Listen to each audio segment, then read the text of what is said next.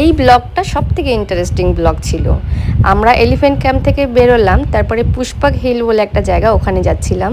প্রায় 2 ঘন্টা আমরা ট্রাভেল করলাম, ঘুমিয়ে পড়েছিলাম, বৃষ্টি তো অসম্ভব হয়েই যাচ্ছিল।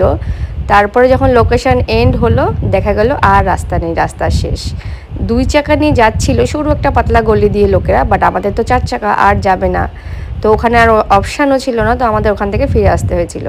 তো নেক্সট ডেস্টিনেশনে এসে আগে আমরা গরম গরম কফি আর খাবার অর্ডার করলাম। ওখানে খাবারের অপশান ছিল, না হলে যে কি হতো, এত খিদা পেয়েছিল। আর বৃষ্টিতে তো ভিজে ভিজে অসম্ভব ইরিটেশন হচ্ছিল, ভিজে কাপড়ে যা হয়। তারপরে খেয়ে দিয়ে একটু, তারপরে যেটা দেখতে এসেছি দেখার জন্য বেরিয়ে পড়লাম, একটা ওয়াটারফল। আমার তো একটু যাওয়ার মন হচ্ছিল না, কারণ নিচে যারাই আসছিল, যখন উপরে উঠছে তারা, তখন দেখছি তারা পুরো ভেজা, তাদের গায়ে যে শীতের জ্যাকেট সেটাও পর্যন্ত ভেজা। তো আমি বুঝতে পারছিলাম না এরা জ্যাকেট পরে কেন ভিজলো, আমি এরকম ভাবছিলাম।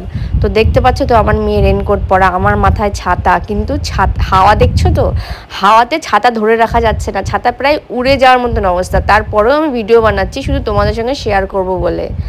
দেখো এত সুন্দর একটা সিচুয়েশন না, নিচে না আসলে ভীষণভাবে মিস করতাম। আমি তো 2 পা চলছি আর বলছি আমি আর যেতে পারবো না, আমি না ভেজার পুরো চেষ্টা করছিলাম। বাট নিচে যেতে যেতে তো পুরো ভিজে গেছিলাম, কারণ ছাতা আর ধরে রাখা যাচ্ছিল না, এত হাওয়া দিচ্ছিল। সবাই আমাকে বলছিল তুমি ছাতা বন্ধ করো, বেশি দূর যেতে পারবে না ছাতা নিয়ে। তো মেয়ে তো রেনকোট পরেছিল, ওর ভেতরে যে উইন্টার জ্যাকেট ছিল সেটাও পর্যন্ত ওর ভিজে গেছিলো।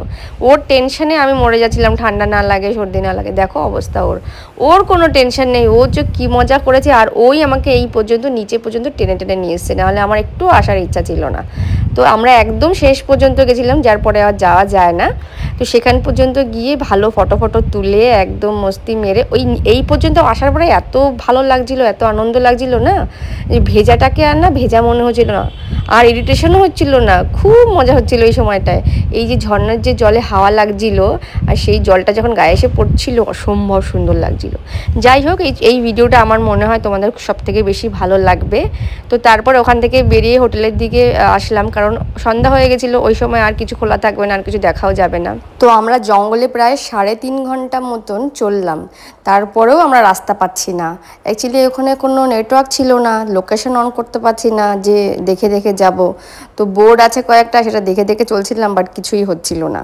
তো অনেকক্ষণ ঘোরাঘুরি করার পরে একটা লোক দেখলাম রাস্তায়, পুরো ফাঁকা রাস্তা, কোনো লোক নেই জন্যে, অথচ আমাদের একটা সামনে লোক মিলল যে আমাদের পুরো রাস্তা পর্যন্ত বের করে দিল। আমি তো বলছিলাম যে ভোলানাথকে ডাকছিলাম, তো ভোলানাথই এনাকে পাঠিয়েছে কি এদেরকে বাইরে পর্যন্ত ছেড়ে দিয়ে আয়।